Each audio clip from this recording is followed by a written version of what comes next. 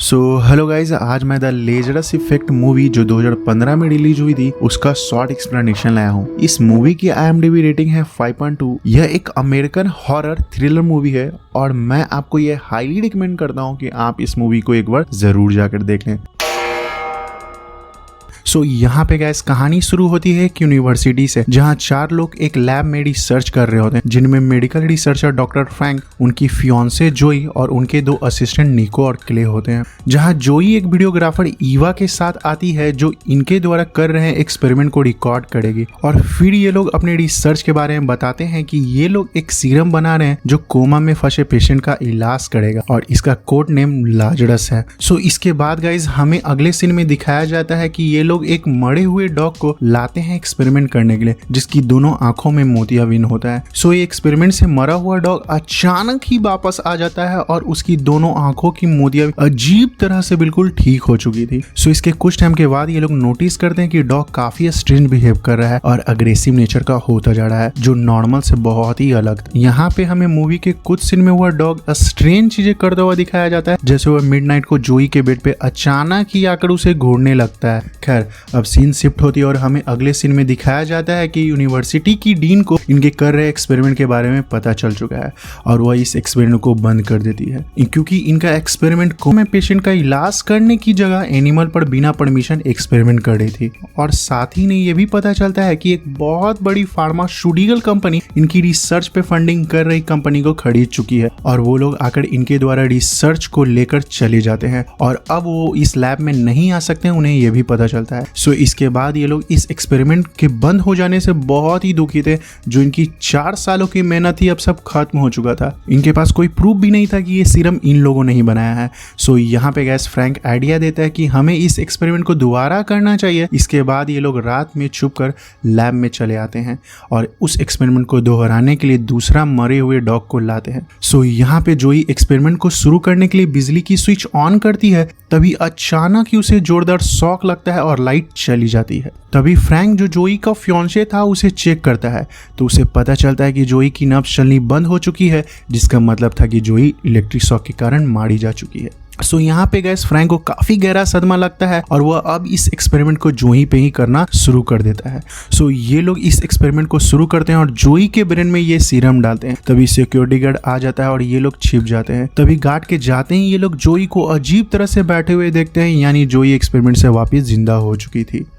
इसके कुछ टाइम के बाद इनकी टीम रियलाइज करती है कि जोई वापस जिंदा होने के बाद से बहुत ही ज्यादा स्ट्रेंज बिहेव कर रही है और इसकी ब्रेन में काफी हलचल हो रही है, लेकिन फिर भी ये काफी शांत दिख रही थी, जो इन लोगों को काफी ज्यादा अजीब लगता है।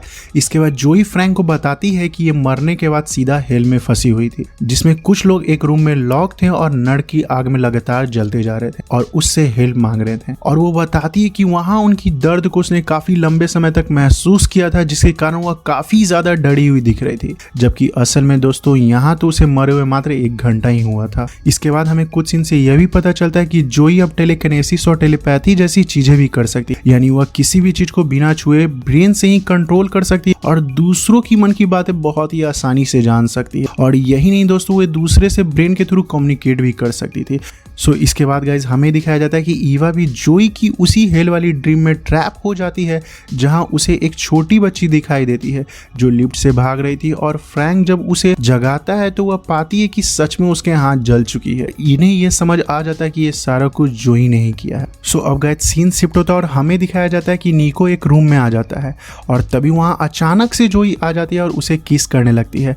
निको जब ऐसा करने से मना कर देता है तो उसे वो अपने पावर से एक लॉकर में बंद कर देती है और उस लॉकर को क्रश कर देती है और निको यहाँ पे मारा जाता है। इसके बाद गए जब क्ले जोई से निको के बारे में पूछता है, तभी क्ले के हाथ में ई सिगरेट सीधा उसके मुंह में चला जाता है और दम घुटने के कारण जोई क्ले को भी यहाँ पे मार डालती है और अपने उस न्यू पावर से पूरे लैब का लाइट ऑफ कर देती है, जिसके कारण ये लोग लैब में ही लॉक हो जाते हैं। इसके बाद फ्रैंक पॉइजन वाली इंजेक्शन लेता है और जोई के पास आता है, जिससे कि वो उसे बहला फुसलाकर मार सके, लेकिन जोई अपने हाथों से उसके ब्रेन में क्या चल रहा है जान लेती है और उसके ब्रेन को अपने हाथों से ही क्रश कर देती है। तभी ईवा जो अभी भी बची हुई थी वो किसी तरह अपना हिम्मत जुटाती है और उसका सामना करती है, लेकिन जो उसे अपने पावर से उसी हेल वाली ड्रीम में फिर से एक बार ट्रैप कर लेती है और यहाँ ईवा फिर से उसी छोटी बच्ची को देखती है जिसके हाथों में एक माचिस का बॉक्स था।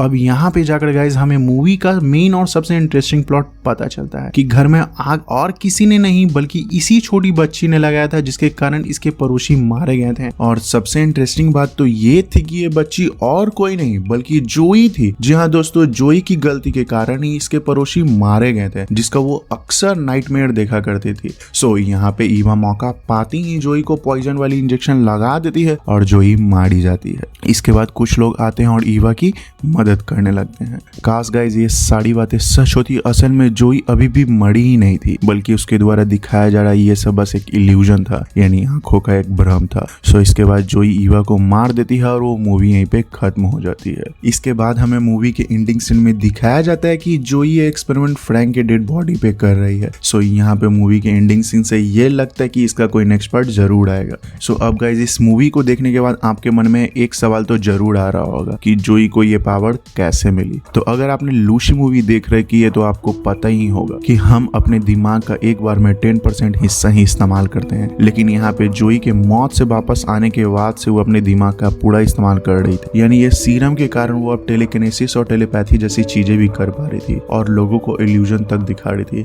जो आम लोगों के लिए नामुमकिन सा लगता है। सो अब आप फर्स्ट एक्सपेरिमेंट वाले डॉग के बारे में सोच रहे होंगे, तो मैं आपको ये बता दूं कि मूवी के एक सीन में ये डॉग जोई के द्वारा सबसे पहले ही मारा जाता है। सो आई होप गाइज आप लोगों को इस मूवी का शॉर्ट एक्सप्लेनेशन पसंद आया हो, तो आप मुझे नीचे कमेंट में जरूर बताएं। फिर मिलेंगे हम ऐसी ही एक और वीडियो के साथ, तब तक के लिए बाय बाय गाइज।